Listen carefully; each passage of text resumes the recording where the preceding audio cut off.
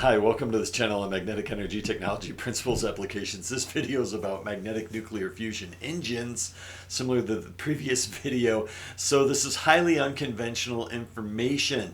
Although this particular type of technology, because it is like fully scalable and it can be a fusion cell or it can be incorporated into a larger engine, this could be one of the first things that's actually released.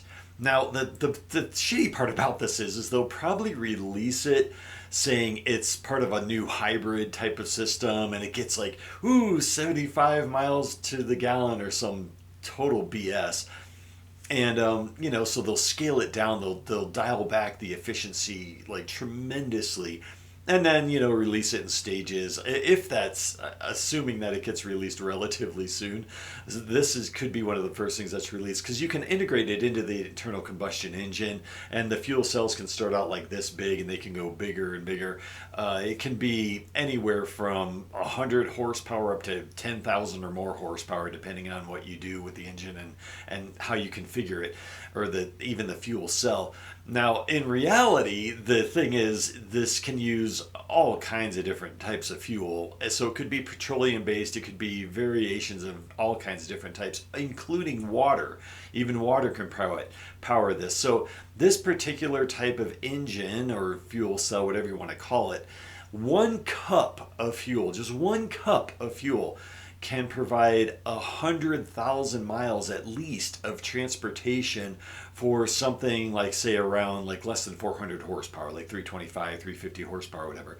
So I mean, it's extraordinarily efficient. Of course, they're not going to release something that efficient, so they would dumb it down and make it ridiculous.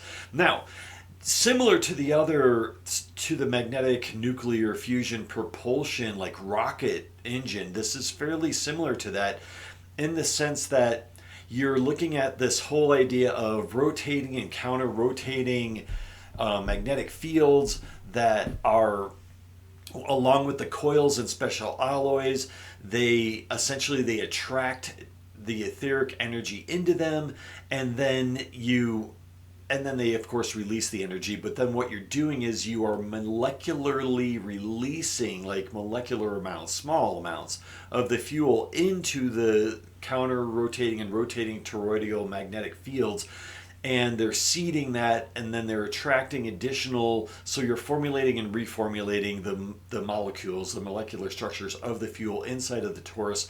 And so it's, if you want to have it be part of an internal combustion engine, or to replace your carburetor and your fuel injection and all that, that's fine. And or you could have it be integrated into a more advanced technology, which is probably really what it's meant to be. And so it's really up to us. Do we want to continue to be the Flintstones, or do we want to be the Jetsons? I hope if you're younger you look those up if you haven't heard of those cartoons, because they're actually decent. So it's too efficient for them to release the way it is. But when you're talking about the possibility of the technology and how it integrates, not only does it produce the rotating pulsing magnetic fields around it, you can incorporate it into technology that would provide shielding, like force field shields around the vehicles, so you could have 100% safe transportation. I don't know if that's really going to be in the books, especially not probably until there's some level of ascension or whatever it is.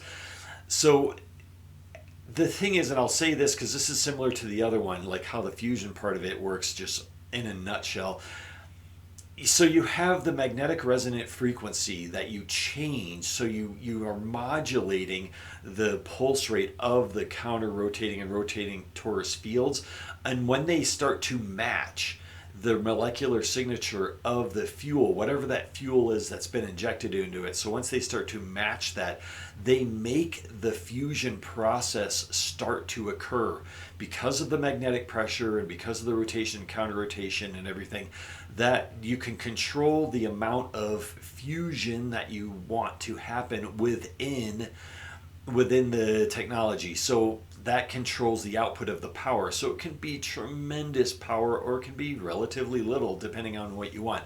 The temperature is relatively low, meaning it's only going to be, you can make it all the way to cold if you want to, but in terms of efficiency, and they'll probably dumb down the efficiency, it'll probably get up to 1,000 degrees or so inside of the reactor, so it's really nothing that dangerous.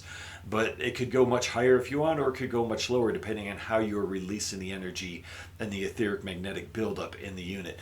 So it's I think that's really just giving you the idea of it. If you have any questions, please send them in. Definitely send in comments that you have on this technology. We're talking about something that is very, very versatile. It could replace every type of internal combustion engine on the planet. So even the larger tanker engines could easily be replaced, whether it's earth movers or vehicles or whatever. It doesn't matter, all the way down to mopeds. And then, of course, like I've said before, it can be scaled down to something that's very small. And so it's really kind of a transition into full magnetic technology, so that you're still using you're seeding it with some sort of fuel source.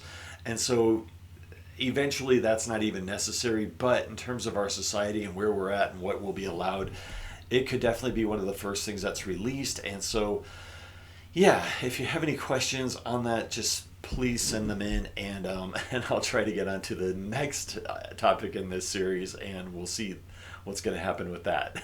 So we'll talk to you soon. Bye.